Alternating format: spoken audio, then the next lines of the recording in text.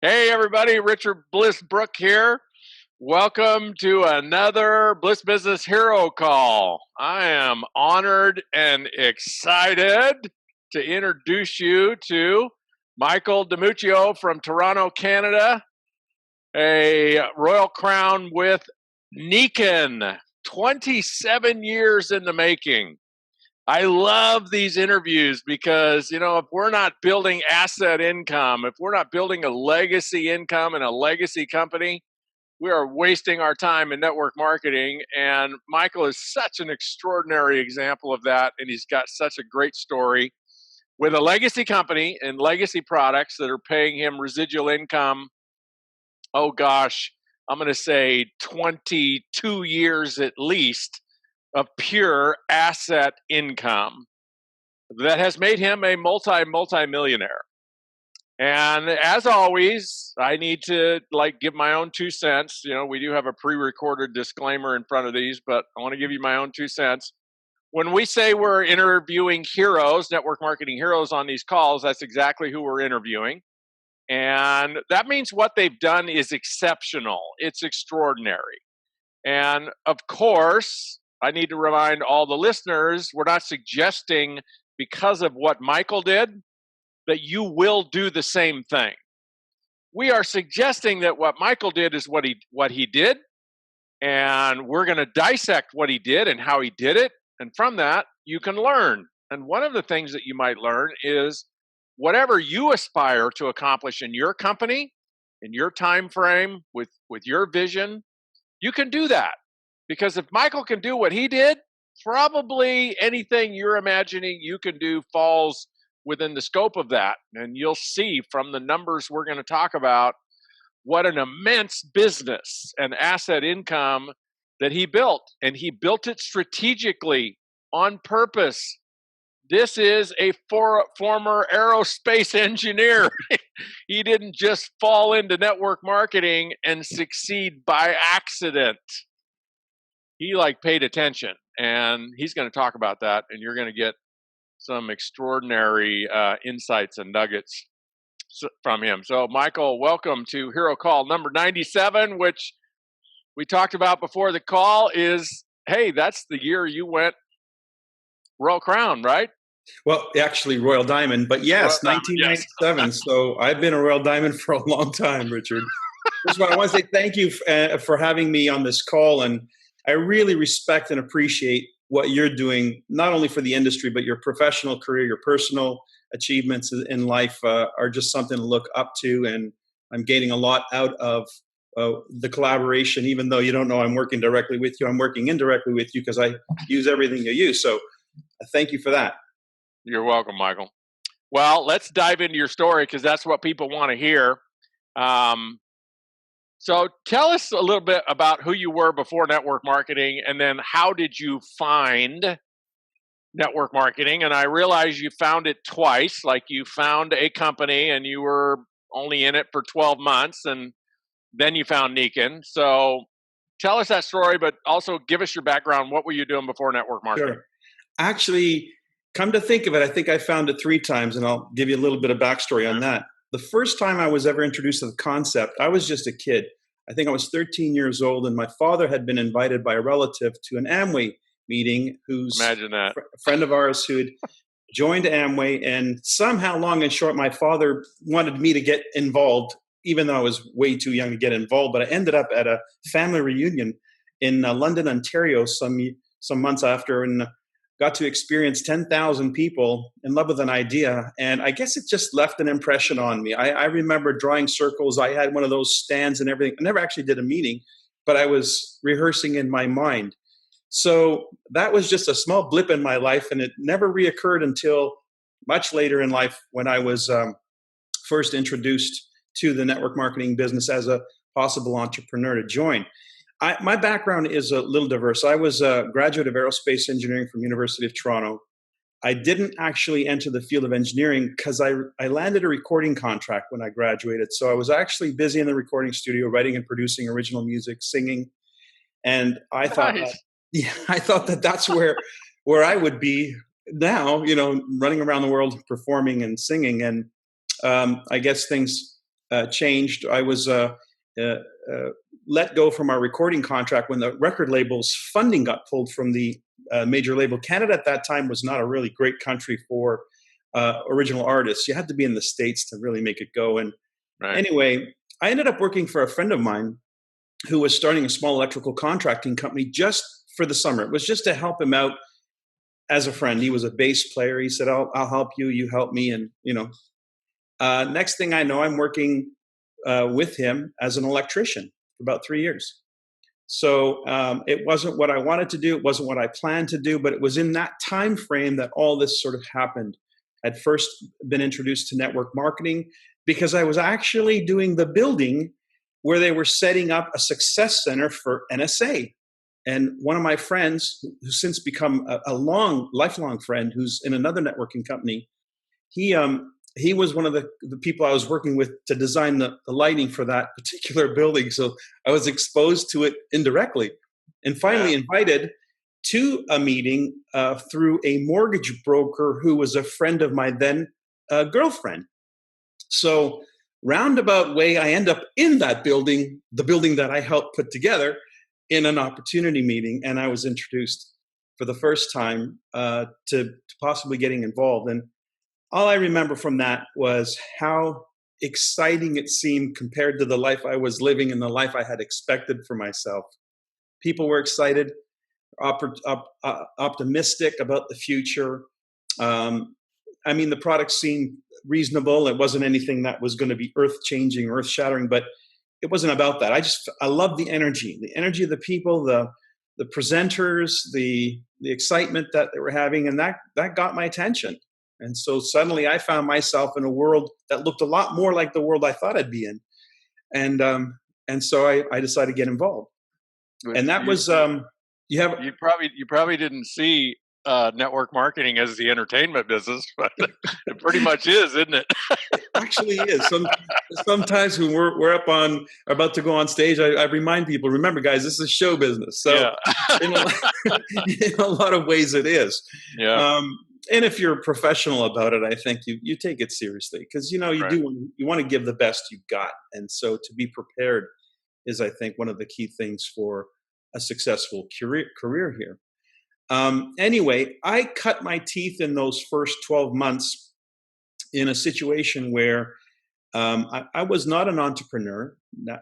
I wasn't a salesperson. I just learned how everybody does their first year in network marketing, trial and error, trial by fire, I guess.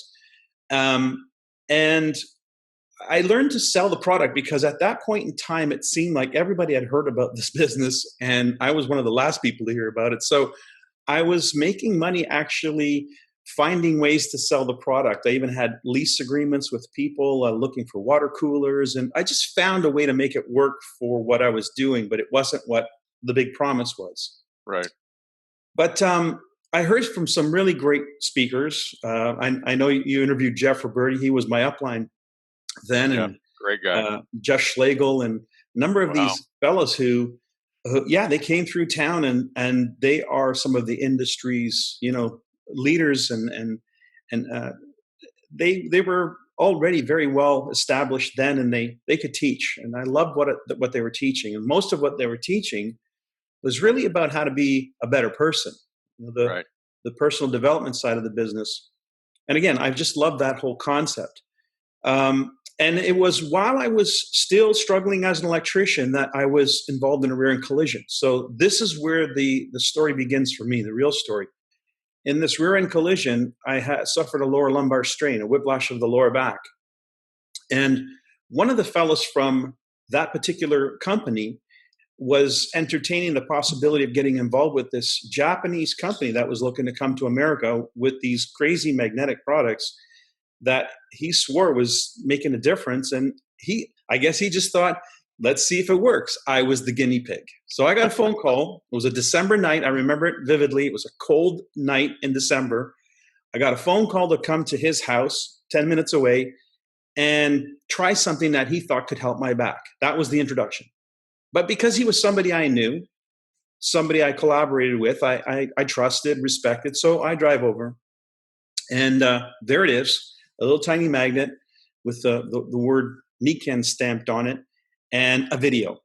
And so he says, well, this is what came with it. Let's watch it. So we watched this video, and then I realized what was actually happening. I was being prospected. And I swear I must have turned 50 shades of red because I was embarrassed for both of us. So I didn't know what to do. But the more I listened to this video, the more intrigued I became. I started to hear something I had not heard before in network marketing. I heard people really, really passionate about the products. And that got my attention. And the fact that it was from Japan, it was, the Japanese have a way of re-engineering everything and making it better. And that got my attention. But just, I love the idea that people were so passionate about these products. You can tell when somebody's sincere, and they came across as very sincere. Well, in the time that we watched the video, my back stopped hurting with the thing on my back. So now I'm not sure if it was the product or if it was the psychology, my mind. So he had some stuff to take home and read. I took it home, and my dad, just that night, it's just everything was one of those coincidences, right? We call. My dad was going upstairs to bed. He was suffering terribly from problems with his sciatica, and I said, "Hey, Dad, let's try." Now he's going to be my guinea pig. Let's try this. He didn't know anything about it. Strap a magnet on him. Didn't know it was an opportunity. Didn't know it was a magnet. Didn't know anything. Just he was going to be a complete double-blind study. He was totally blind to what was going on. But within 2 nights, my dad had complete relief. He was not able to walk without a limp. He did not have full range of motion, and he was in agony. And in 2 nights with this thing on the small of his back, all gone. And then he called me from work and asked me if I could get some more. And that was when the light bulb went off. Got it. So let's transition to the build. Yeah, you know what? Product. Here's the nugget that I want everybody to get from that is that if you can't be a raving fan of your product, whether you get paid to promote it or not, this might work for 6 months. It might work for a year. It might work for a couple of years if you're a great promoter, but it won't work for 27 years. The only way it works for 27 years is you and a whole bunch of other people have to absolutely fall in love with that product. And it has to produce those kind of results, the kind of results like you just said, Michael, where the lights went on. Oh my God, I've got something here that I can authentically promote and people will actually get results from, and they'll become customers or they'll become distributors. Those lights have to come on, and they have to come on legitimately, not just when you get involved, but the point of asset income is those lights have to come on for people 27 years later if you want to get paid 27 years later, right? Exactly. If you want things to keep growing and keep reordering, and that's why, it just drives me crazy when people get involved in companies and the product is something that your toaster can do for free. Tell you what your heart rate is or something. It's like, are you kidding? Like, you think somebody's going to be buying that 27 years from now when computers are going to be obsolete 27 years from now? The internet's going to be obsolete 27 years from now. You better think more long term, right? So lights came on. You had some experience with the other company.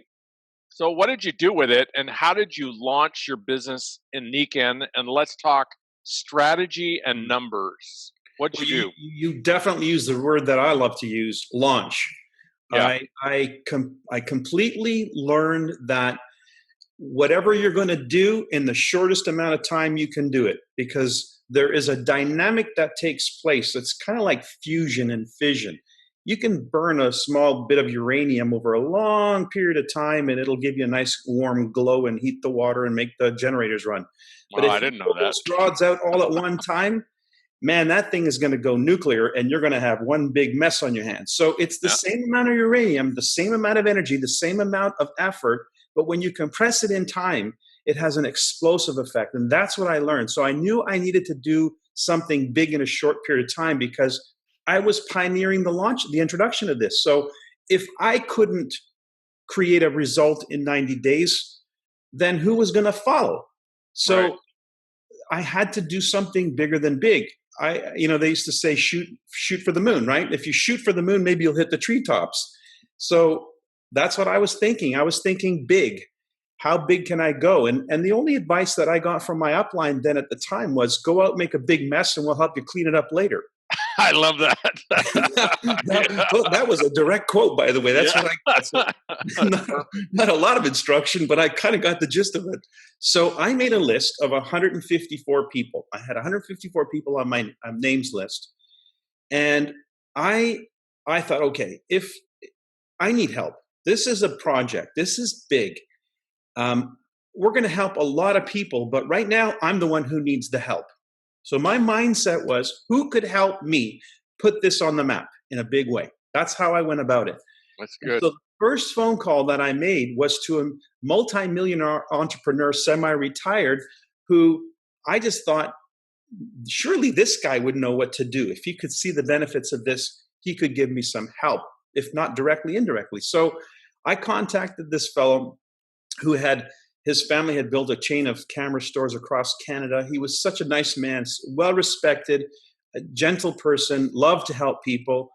And I told him in bleep, I've come across, I got a tiger by the tail. I don't know what to do with this. You're a businessman. You know things. You know people. Take a look at this and maybe you can help me, if not directly, indirectly. So he said, sure, kid, come on over. Show me what you got. That's exactly what he said on the phone. So I raced over to his office with my little magnet and my story. And I started telling my story. This is what happened. And in the time that I told my story, he leans forward. So when I get to his office, he's sitting there like this with his glasses on the end of his nose. And I'm thinking, oh God, I'm way in over my head. So he's listening like this. And then I tell my story, and then he leans forward and he says, you think this can help my knee? Now, I didn't know he had a problem with his knee. So I said, I don't know. Let's try. So we literally scotch taped this magnet to his knee. This is our $1 billion opportunity, you see. And within a matter of minutes, he got out of his chair, jumping around saying, I can't believe this. I can't believe this. What's in this thing? And I wasn't even sure if it was a good thing or a bad thing that was happening at that minute. But it turns out his knee didn't hurt. First time in 3 months. And so all of a sudden, he wanted to know what there was about this. And he was asking questions faster than I could answer, and questions I didn't have answers to. So what do you do in this business when you don't know how to answer the question? You get on the phone and you call your upline. You say, I got somebody who's got some questions. Can you please talk to them? And that was a few-minute conversation. Next thing I know, he's literally pulling the application form out of my hands. There's the first. Wow. First meeting. First registration, that person became a diamond in my business and responsible for the largest leg in my business. Wow. Yeah. You were one for one right there. I was 1 for 1. But the thing is, I'm still getting paid today for that meeting. Yeah. Some 27 years later. So the next meeting was with him and the person he brought to the living room, which was a fellow by the name of Bo Tanis. I think you know Bo Tanis. I know Bo. I've known Bo a long time. Great guy. So Bruce Black introduced me to Bo Tanis. That's our second meeting. Bo was in a situation where a single dad trying to raise 2 boys, lost a lot of money in a couple of failed ventures and was struggling. And he wasn't looking for a product miracle of any kind, but he just figured if this Bruce Black guy who doesn't need any money, who's a multimillionaire, who's semi-retired, if he's doing this, it must be good. And so he joined, and then it began. We started to assemble a team. So the first part of the strategy was pre-launch. Let's pull together a team and then launch, and then really go after this.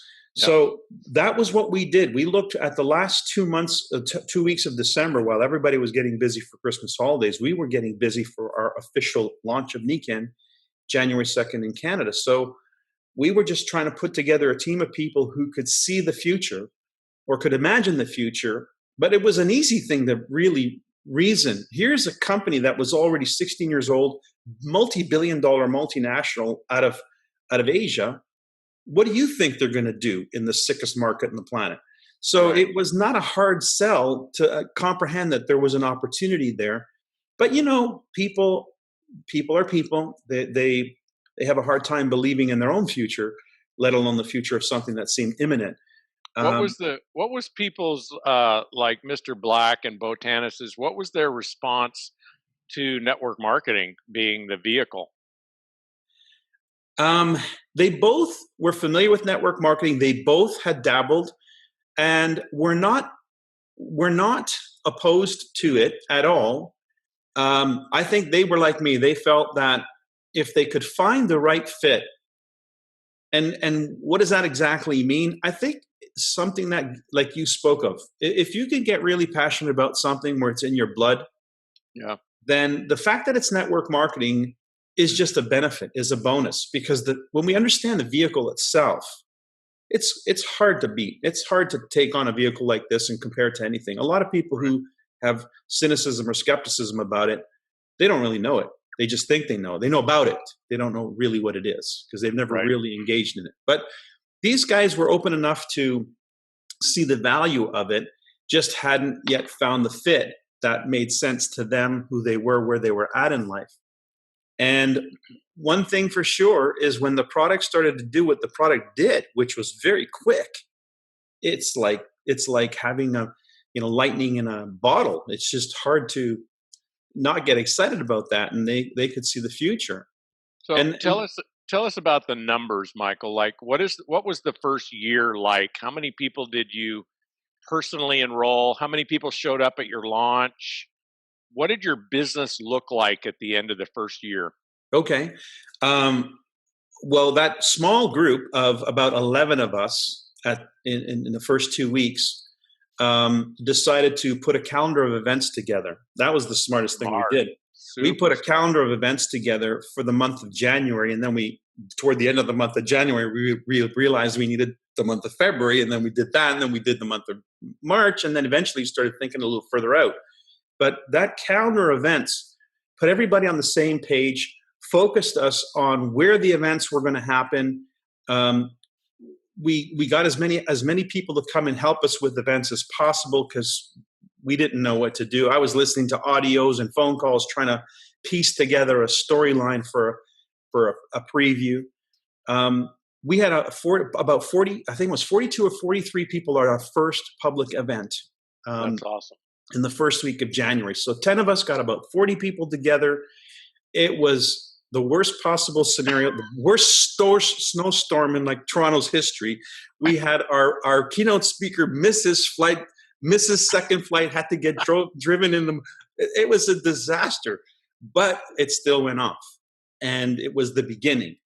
By the end of the first year, and I did a lot of my first work in the first 90 days, I have to admit, I really, really put the pedal to the metal in the first 90 days because, like I said, I knew that was the key to explosive growth. Not even for myself, but to have a story. You got to be able to show somebody a check and say, look, if you really put your nose to the grindstone for the next 90 days, you can change your life. Right. I had to be that guy because I was the lead. Yeah, you had to create a story, and the profound thing about the story, this is for all of you out there, is whether it's a 30-day story or a 90-day story or it's your launch story, that is your story for the rest of your career. And every time you are talking to a new person or somebody on your team is talking to a new person, they have their story and they have your story. The stories are the most profound evidence and inspiration that we have to convince people that the work is worth it. Look, if you just like nose to the grindstone, as you said, for 90 days, boom, look at what you got at the fourth month. And so you can't ever redo that. If your story is, well, I screwed around for the first 14 months and sponsored 6 people and thought about it and scratched around at it, and then I started to work on it. Well, you know what? That's your story, and we tend to duplicate, right? So if your story is 14 months to forever, well, you tell that to a new person, and they go, well, it worked for him. Well, I guess I'll take 14 months or 3 months. So I would say I sponsored most of the people that I sponsored for the first year in those first 3 months. And I'd guess a total of about 40 to 50 people probably about 50 people after that first year. Beautiful. And do you remember anything about the size of your team at the end of the first year? I believe I had just hit platinum. So that would mean in our structure, at least 6 leadership ranks with 6 legs, all have attaining leadership ranks. So you had 6 good, solid builders out of 50 people you enrolled. I would say I had 6 builders, solid about 2. Yeah, okay, There's a good. rule in this business that I cannot get away from no matter who I am. And you know this rule, it's the rule of thirds. So if you got 6, you got 2. Right, for sure. And 2 will make it work, for sure. Oh yeah. Those are So still the biggest legs I have. what did you tell us what the numbers looked like and any strategy you want to tell us about year 2, 3, 4, and 5? I remember you told me you got to Royal Diamond your 5th year, top position in the company your 5th year. You must have then had a big team in your 5th year, which means you crushed the 4-year career. So any numbers you can share about that. But there's one thing I want you to focus on, Michael, that you talked to me about earlier, and that is how you strategically relaunched for every new rank. And I Yes. really want you to drill down on that because that's a potent idea. Well, when we're new to the business and we look at the compensation plan, and this pretty much goes for everybody, you look at yourself as being at the bottom, working your way to the top. The paradigm that we encounter is from the corporate environment. We start at the bottom and you work your way up. So we look at a compensation plan and we think, I start at the bottom and I work my way up. So what happens is you go about the business of launching your business and you hit a certain rank. Now, if we understand the law of attraction, I know you do, especially if anybody reads this book, they'll understand why you understand it, then you will attract what's necessary to get to that rank, not necessarily what gets you to the next rank. Right. So I would have to re-impress upon my team that there was more to go. There was another place to go. And of course, I want to hit my ranks according to my timetable, not theirs. So I have to, inspire them to want to do it again with me, do another run. Not every one of them wanted to go at the speed that I wanted to go at. So I would have to, first of all, find out who wanted to go to the next level. And then I would have to fill in the blank. If there was some missing, there's some gaps, and there were always gaps in my plan, I'd have to sponsor some new people and help them be part of that next move. So I would go into a full out launch campaign again, only this time I would be thinking in terms of they need to hit this rank in the time frame my existing people hit this rank. So I actually started thinking about jumping ranks in those launches. So when I was launching somebody or when I was prospecting somebody, I would include in my game, in my pitch, the idea that they would attain a certain rank in a certain time frame. It was part of what they were hearing. So if they gave me a thumbs up, they were saying essentially, let's do it. And I found myself, I was able to help people achieve a rank faster than some of the first people I got started in the business, because I just started working that way, and you attract the elements to make that happen. So I did 4 consecutive launches in order to attain those ranks to Royal Diamond. So each launch that I did, I got better at. I got better at what I was doing, so I didn't need as many people. I think I sponsored 9 people was the last launch that I did to find 2 of the higher, the 2 biggest legs, the 2 big legs that I needed to help get that Royal Diamond thing. So I found that at first I sponsored a whole bunch of people because you just don't know and you just can't take any chances. But then you start to learn the business and you hone your skills and you start to know what you're looking for and how to present it. Right. So could you actually give me like a little bit of role playing? Let's say I'm somebody that is saying, yes, I'd like to do this with you. Give me a sense, role play with me a little bit on how you would bake that 90-day rank advancement into my enrollment. Okay. I think that's That's a really powerful point. Well, there's a couple of things. Usually I want to tie it to an event. So a recognition event. So it's important to have that as a target so that Right. we're aiming to that, and it's a date with destiny. Okay, so this So is August. So let's say there's a recognition event. in October in Um, Toronto. yeah, there is, right? So let's say there is, and you and I will both be there. So let's say there's one the first weekend. I think it's second weekend in October in Toronto. What would you say to me, Michael, to have me not only enroll, but enroll with the expectation of rank advancing by that event? Like, how would you onboard me that way? Okay. Your belief system is going to be a function of mine, especially if you're new to this business. You don't know this business like I know this business, so you trust I know. And so if I say, here's the rank that we're going to hit by this date, you don't know that that's not possible, or you don't know that that's difficult. You just think, okay, what do we need to do that? And then I just back engineer the thing in terms of drop dead dates. We have to hit this many presentations by this time frame in order to accomplish this goal. Then I start looking at it in terms of downline. First generation, first tier, second tier, third tier. So each tier requires a certain amount of time to go through the process, get people enrolled and mindset to launch. We have to have a calendar now to make those things happen. So we overlay a calendar. So what are our drop dead dates in the calendar? What are the events?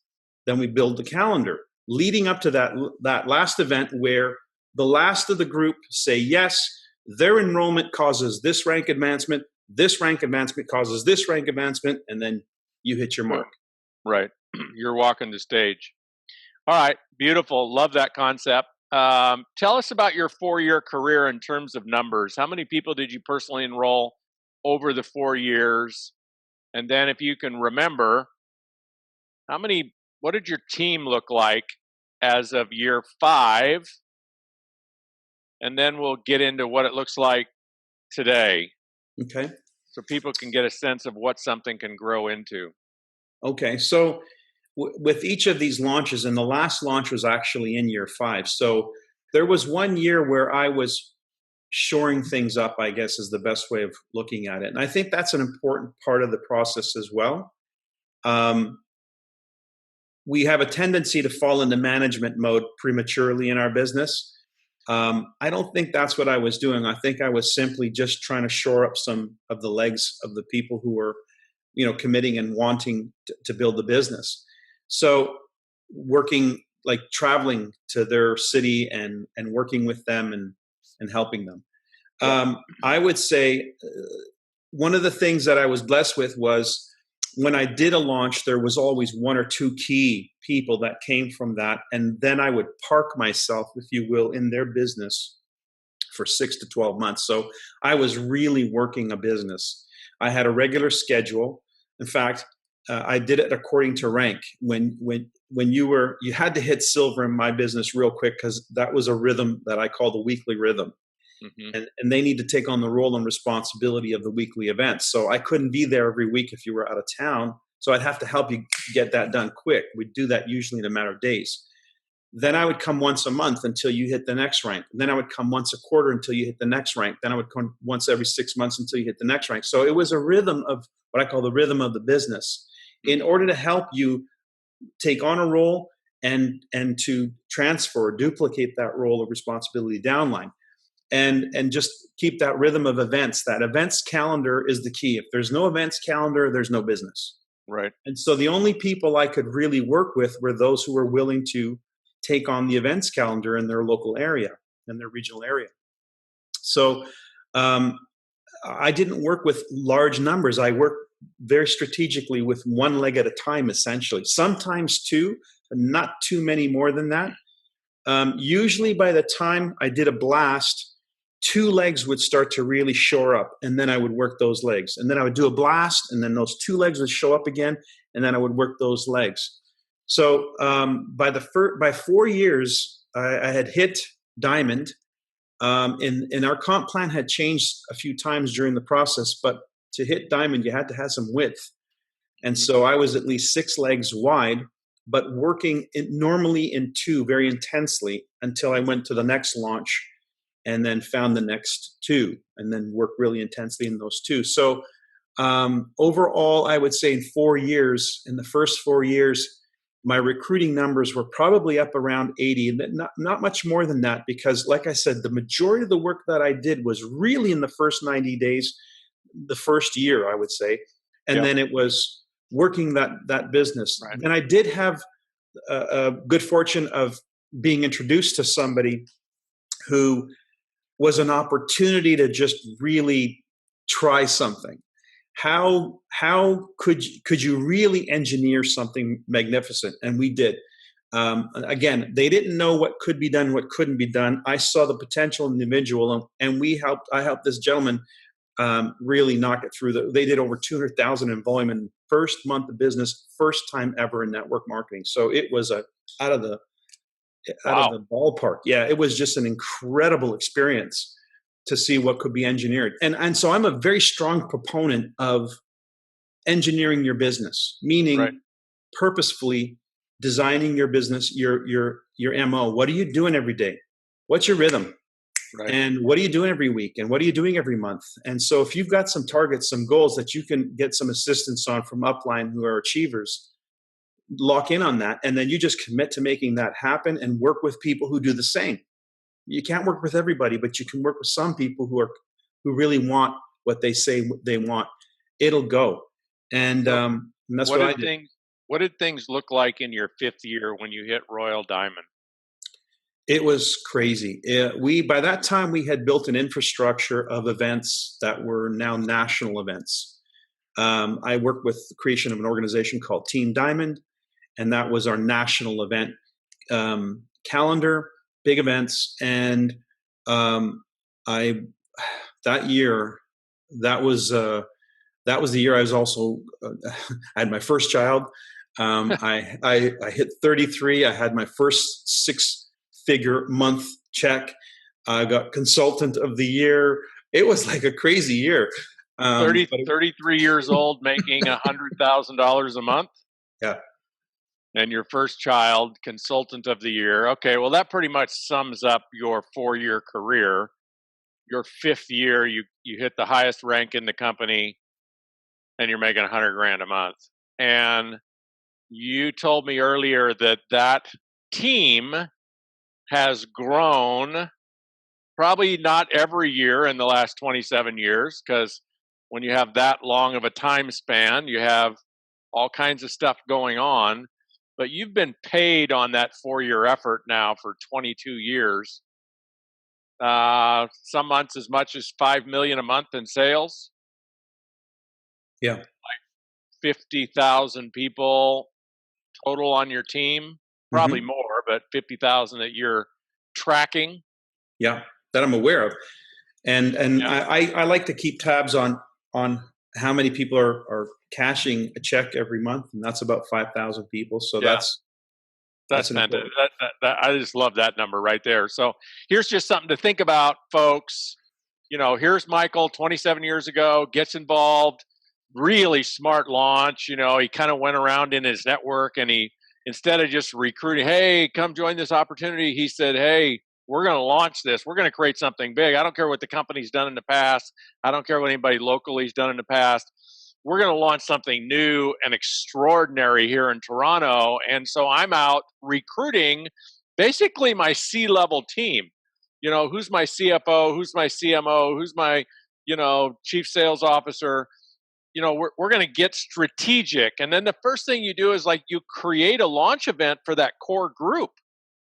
And 44, 41 people, and then the series of events for that group. And so, folks, just from that initial effort, how many times has Michael said most of what he accomplished, he did in the first 90 days, if not the first year, taking that uranium core, instead of letting it burn over a long period of time, squeeze it down into 90 days, boom. And what does that create? 5,000 people cashing a check every month. That's impact. That's making a difference in people's lives. And that doesn't even speak to the products and the product's contribution to people's lives and the customers. And so that's a beautiful story. So here's a question for you. In that 27 years, what's the dumbest thing you've done? Either one time or a really bad habit. Oh, I don't know if I did something dumb in terms of one time. I think a bad habit. You know, as much as I love what I do, and as much as I love the company I do it with, and everything it stands for, humans being more, the 5 pillars of health, technologies that are absolutely life-changing, I took my foot off the gas. When? I made a move to live in Barbados with my family. So I know you can relate. You're an island guy. I don't know if you recognize that painting back there. That's one of the guys from Hawaii. I love his work, Christian Lassen. Yep. Yeah, I took my foot off the gas, and I'm not exactly sure why. I think you were making $100,000 a month. Well, no, I don't. It wasn't even that. It's more money than most people know what to do with anyway. And I guess I've made some foolish mistakes where money's concerned. Trust me, $1 million doesn't get you very far if it's a one investment thing. And I've done that. Burned $1 million in one investment. No, it's we tend to think that we've arrived, I guess, or maybe I got to the top of the compensation plan and wasn't sure there was not necessarily a next logical step. So you just take your eye off the prize. You lose your focus, and that's what I think happened to me. And then got distracted by life, started enjoying things in a different way, and I could have probably been that much further ahead and had much greater of an impact had I not done that.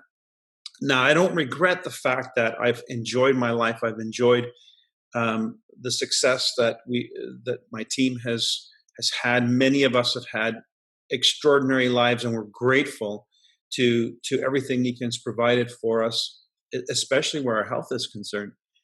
But if I had to do it again, that's the one thing I would not have done. I would not have taken my foot off the gas. I would have stayed and kept the edge, because what we're taught often in this business is that it's like a retirement. It's like a passive income or whatever. Like you get to the top and then you don't have to do anything the rest of your life. And somehow, on some psychological level, that leaves an impact, and we start to act that way. But if we turned it into, instead, this is a lifestyle. I get to wake up when I want. I get to work with who I want, wherever I want. And it's not some of the time, it's all of the time. It's the lifestyle that I choose. I have the freedom and flexibility to do this. It doesn't mean to take huge gaps of time away from something. People say, well, when are you going to retire? I say, retiring is something you do for something you don't like doing. Right. I love this. Why would I retire? Right. So that's what I would probably have done differently. I would have not taken my foot off the gas. Maybe I would have, backed off a little bit, but just not off the gas. Yeah, you could have had a vacation home in Barbados that you went to for. Went too far. Yeah. One of the things that occurred to me as I was listening to that lesson, Michael, is that, and this didn't apply to you, but maybe it did. You could speak to it. So I think what happens to most people that get to that point is their motivation to get there is, well, I want to get to $100,000 a month. I want to get to the top position. I want to get to a certain place for me. And they forget about the people that help them get there. What about them? What about reaching down? Okay, you're at the top rank. Well, now what about for the next 5 years, see how many people you can get to the top rank. That ought to always be the ultimate rank, is how many people have you partnered with to get to the ultimate rank. But you told me you have 22 people on your team that are at the top rank. Mm-hmm. So yours was not a selfish, narcissistic journey, but I think in a lot of cases it is. It's it's all about me and how fast I can get there and how much money I can make. And, then if the company doesn't keep dangling something else for me, I run out of motivation. But so you want to speak to that? Did that occur to you, or Yeah, did you stay focused on helping your people get to where you were? well, I stayed focused on building infrastructure. So if it wasn't one organization, it was another. The Royal Alliance, for instance, forged that. It was always an attempt to create community, and I've always worked cross-line. So it's been, it's culturally how we do it in NICAN, but I've always had a focus for helping the company in terms of from the field's perspective. So whatever I did was with the cooperation and collaboration of the entire field leadership.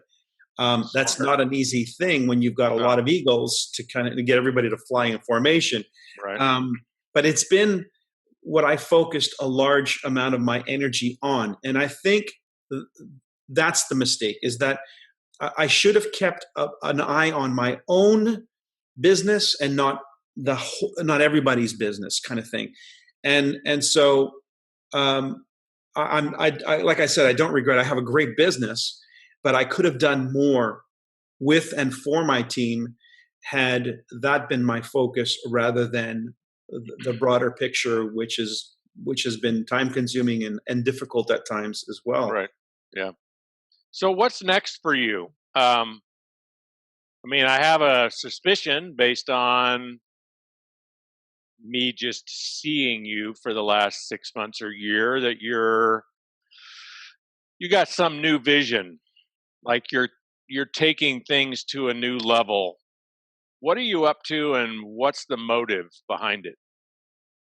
Well, I have, it's in a book I wrote about NICAN that pretty much lays out the game plan that I've always followed, and it's all principle based. But I see myself as giving birth to the next generation, and I'm the last of the baby boomers. I was born in '64, so I'm 54, and I see a generation gap. I see a huge gap in the company being poised and positioned to continue its legacy into the next generation. We've done a terrible job, I think personally. I've done a terrible job of transferring the value of this to the next generation. Only my daughter just last month got enrolled. My daughter, who just so it's like, so I see the value of helping transition and give NICAN a new rebirth in terms of the next generation, because it deserves to be there.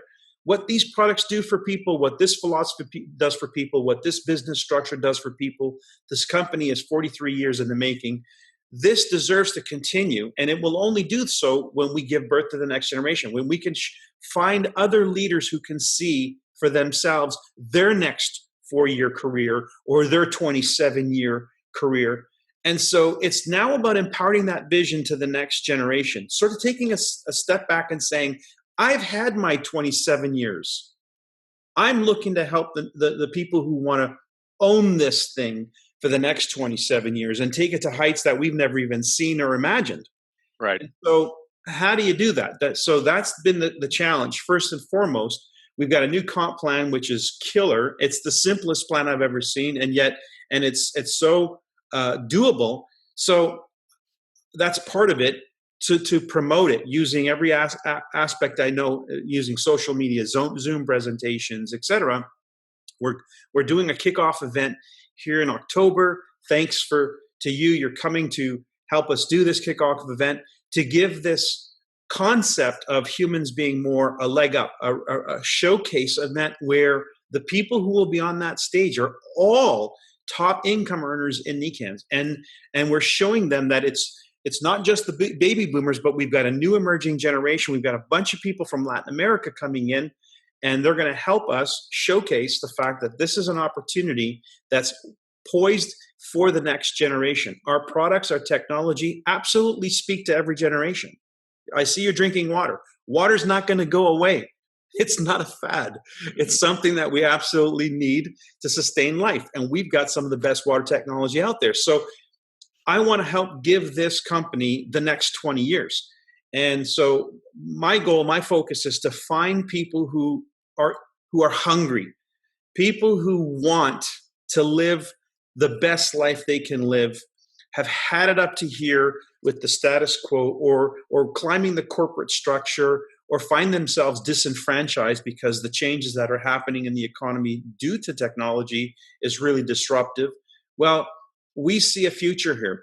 I know the healthcare industry is a multi-trillion-dollar industry, and I think the wellness industry could do as much, if not more, to improve the quality of life on this planet by providing an alternative solution. And so the people who are the forebearers of that, the people who are the representatives of that, it's not going to come from the top down. It's going to come from the bottom up. That's how this is going to happen. Right. And so there's a huge opportunity for people out there with some light in their eyes, some ambition in their heart, and they want to make a difference. This is the place to do it. This is where you can really showcase your talent and be given all the help you need at no cost. We offer help at no cost to those who demonstrate they want it. I mean, it's a beautiful, I think this is a very divine plan to make a difference in the world, because I'm not paid to do this. I'm not paid to reach down and help people. Yes, there's a compensation. However, it's not why we do it. The motivation is different. And it's I think the law of return. I think Bob Proctor talks about this all the time in his seminars, in Think and Grow Rich, and how you are compensated for making a difference. The difference, Zig Ziglar was always talking about that. Make a difference in the lives of other people, have all the difference you want.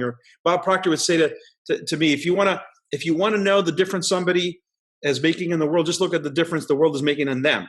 And it's measurable, right? In terms of their money and their recognition. So we have a system that I think plays on an even field, allows anybody to become as unequal as they like to be.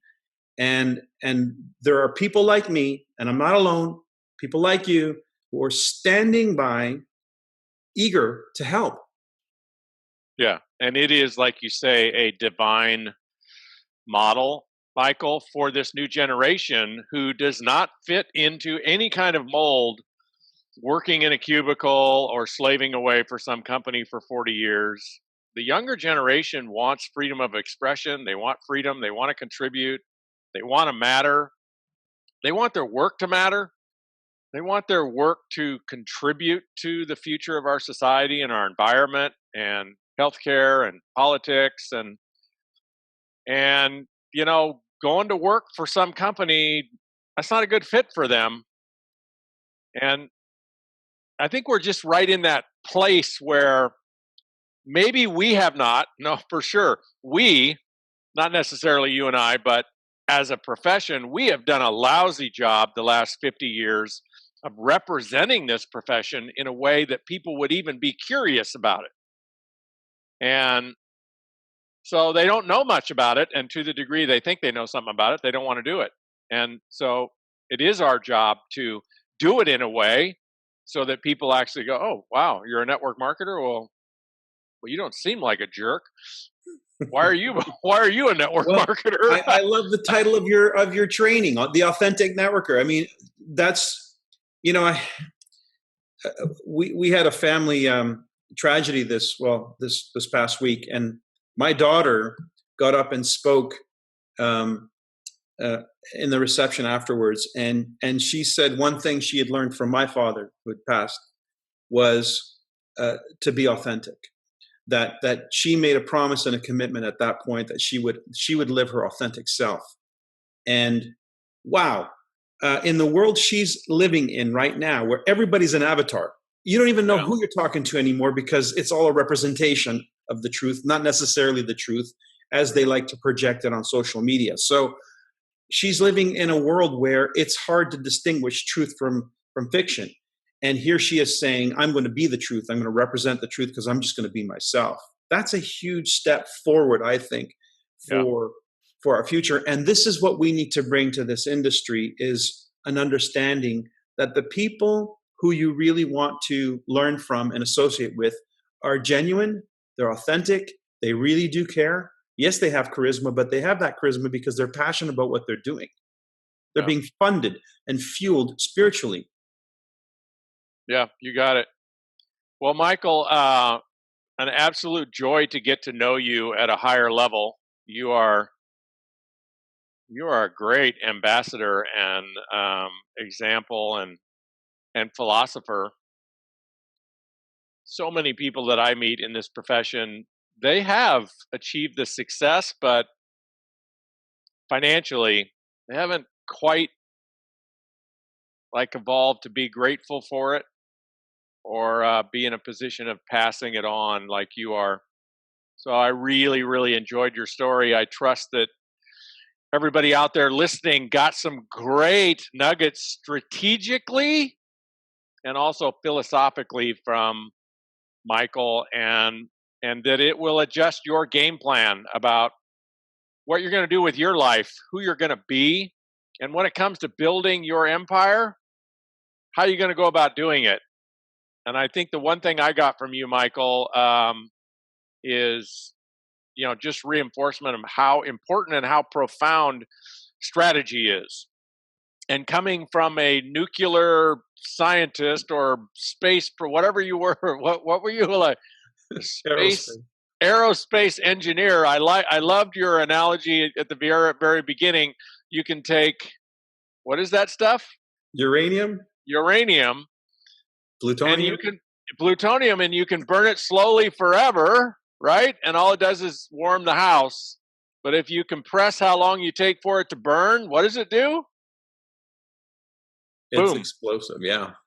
So take whatever you're going to do and compress it, right? It's one of the principles of what we teach in Bliss Business is just give yourself a limited amount of time to do whatever you think you're going to come up with doing, and you'll get 5 times more done, and you'll be a powerful inspiration for your ripple effect on your team.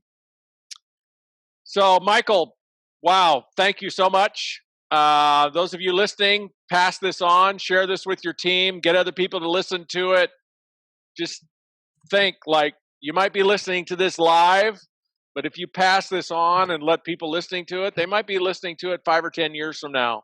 And Michael's message is going to have as much or more impact on people then as it does now. Hey, Richard, just a little plug for you. This book is a must. This is a must. If you're at all interested in being a professional network marketer, you need to understand what makes it all happen, what makes this and all success possible. It's in here. If you're listening to this on audio, he held up the book Mach 2. Thank you, Michael. I appreciate the plug. Hey, everybody, have a fantastic week, and we'll catch up with you in a couple of weeks with our next tarot call. Remember, we were interviewing the extraordinary. I'd like to tell you don't try this at home, but that's the point of it. Go try it at home. Thank you, Michael. Thank you, Richard.